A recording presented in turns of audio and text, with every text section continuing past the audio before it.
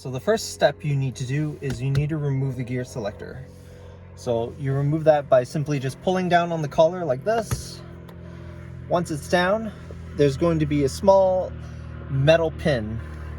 You can just take that metal pin and slide it towards the front of the car.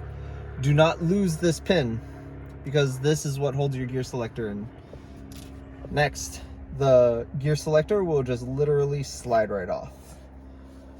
Just set those aside and then you can remove the center console. So now that you have the gear selector removed, all you need to do is open your console. Make sure that you open it so that the top portion is removed, okay?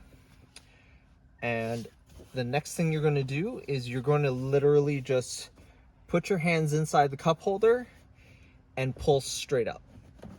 It might take a little bit of, you might need to reposition yourself so that you can easily do it, but all it takes is a little bit of force and pull it up.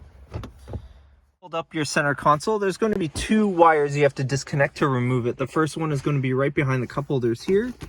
So all you need to do is hold the bottom of the pins and pull down.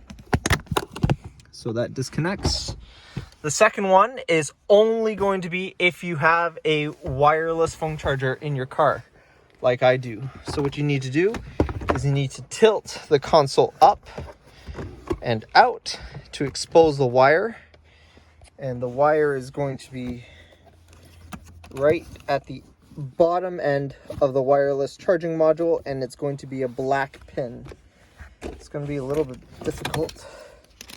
So it's going to be this. All you need to do is, again, just take that pin and remove it. There's a small little tab on the top and just yank it out.